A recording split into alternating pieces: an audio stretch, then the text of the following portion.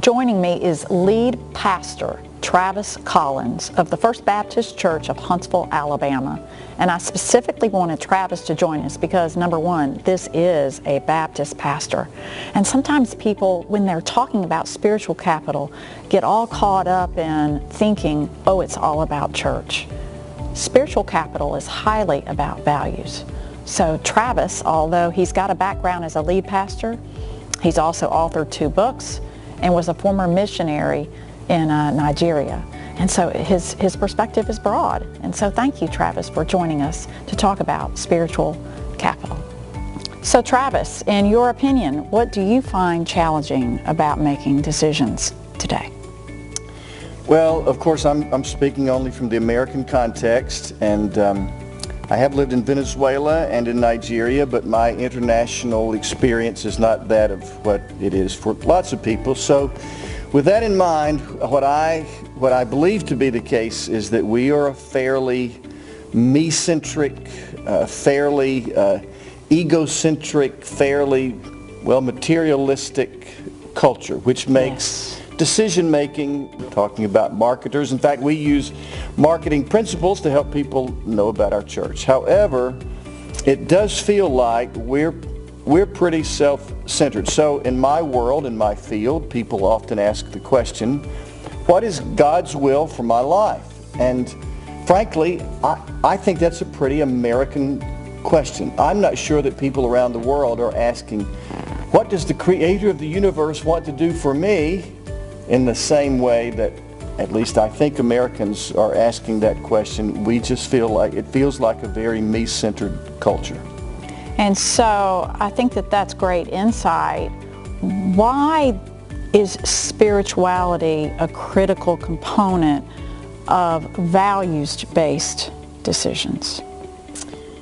One of the common themes of the world's great religions is that we need something or someone beyond us to help us make decisions, to offer the more objective criteria. Like we need a measuring rod, we need a plumb line, we need a standard, we need an objective standard beyond our own feelings. And for me, that standard is offered by Jesus, and he says things that are countercultural. He says, yes, the first will be last. He says it's better to give than to receive. That's counter to the culture absolutely that I mentioned a while ago. Now, our experience tells us it's true. Jesus just articulates it. So we were at Six Flags over Georgia. Years ago, our youngest son was 5, our oldest son was 11. We were at over where you win things by shooting and throwing and all that. So our oldest son Landon went up and paid with his money, I don't know, $2 or whatever it was, to get a basketball, and he shot it and he made the basket, so he got a basketball. So he chose an Alabama basketball. Of course he did. Of course he did. Well, his little brother stepped up there and he wanted a Kentucky basketball. He paid his $2 or whatever it was, but it was a long way up there for a little guy, and he missed his. Well, it broke his heart.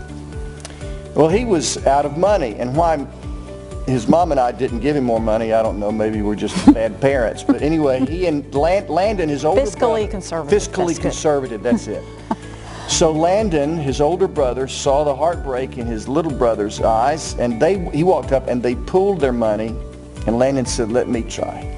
So his older brother, he got the basketball, he shot, he made it, he won a Kentucky basketball for his little brother, and we left the park with these 2 guys dribbling their basketballs. Well, Landon, the older brother, said to me later, winning that basketball for Grant felt better than winning the basketball for myself. But now, why? It's not that he's such a special guy. We're all wired like that. But Jesus articulates that for us and puts into words, it really is better to give than to receive. All that to say, we need a standard beyond ourselves, because on our own, we all have our conscience, but on our own, we're just not able to understand we can't make values-based decisions, I believe, on our own as well as we can without some standard from beyond us. good insight. So regardless of your beliefs, because that's often what divides our culture today, and so people might, shy away from building spiritual capital. Why would somebody want to go to the trouble to even set goals to build spiritual capital when they can be somewhat divisive? Well, that reminds me of another story.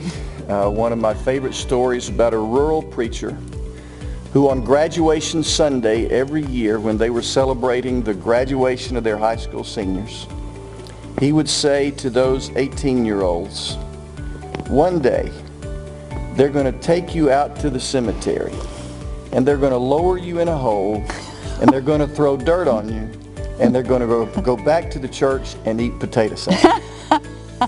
To 18-year-olds. To 18-year-olds. He'd say one day they're going to lower you in the ground and go eat potato salad. And then he would say, so. They were Baptists. They might have been. It sounds like a Baptist story. Sounds like a Baptist story. He said, so are you going to collect titles or testimonies? He said, you can have an obituary full of titles, or do you want people to stand around the grave and back where they're eating potato salad, tell stories about how you cared for them and about how you loved them and about how you unselfishly invested yourself in them?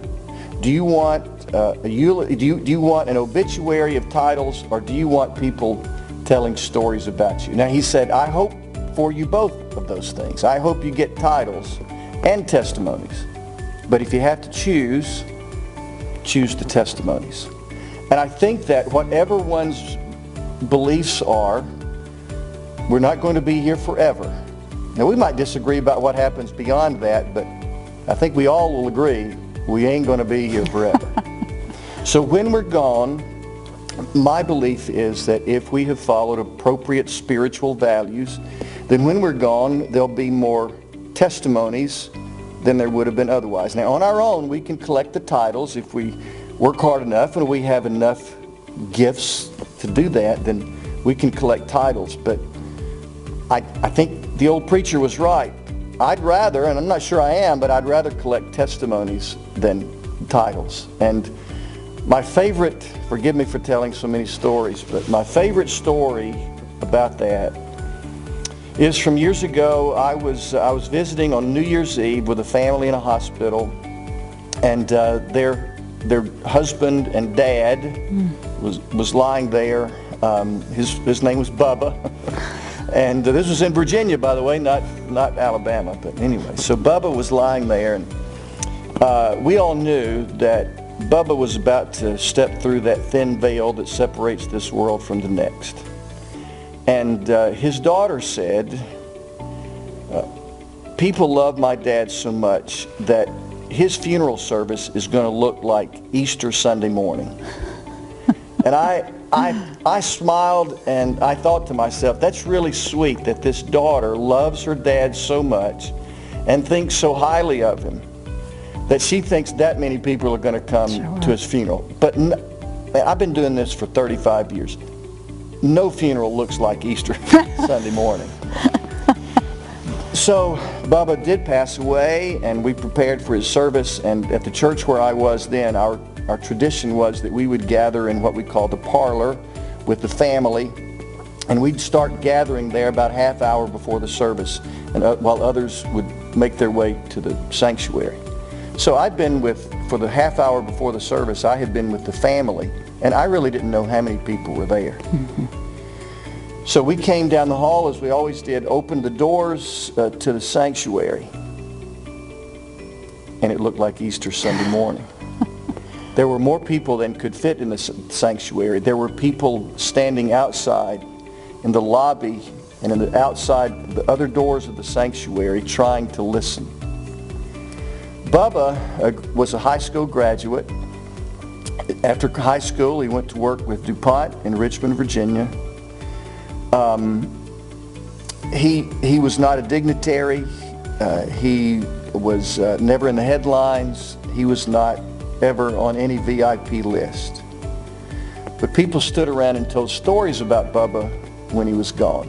And they told stories about Bubba being the guy that loved the folks that some people found hard to love. The guy in the neighborhood who was mentally ill and hard to love, about the guy in the neighborhood who was a quadriplegic and for some hard to love. They told about his investment in the elderly in the neighborhood, about he was the guy that would bring the mail up to their door. He was the guy that would take their garbage can to the street and then back to the house. He was the guy that would rake the leaves in the fall and mow the grass in the summer and do the repairs around the house. He was the guy that was the Pied Piper in the neighborhood for the kids. They couldn't count how many kids he had taught to water ski and to ride bikes and to drive. He had taught more kids to drive than anybody you can imagine. And he survived. And he survived all that. And he didn't sacrifice his family, by the way. He would take his kids with him. So when he was going to teach other kids to ride bikes or water ski, he'd take his family. One guy said to me at the funeral home, he said, Bubba went the golden rule one better.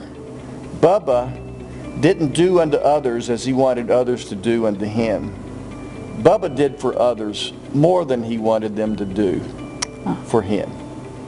Now when Bubba died, there's no wing at a hospital named the Bubba Wing, and there's no charity university. Thank goodness.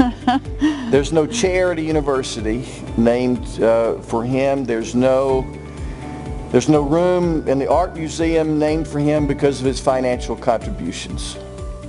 But when all was said and done, people by the hundreds came to say thanks. He didn't collect titles, but he collected the testimonies. And that is what I believe quality life is, and I believe that's what it means to leave a legacy. A true contribution. A true contribution. Thank you.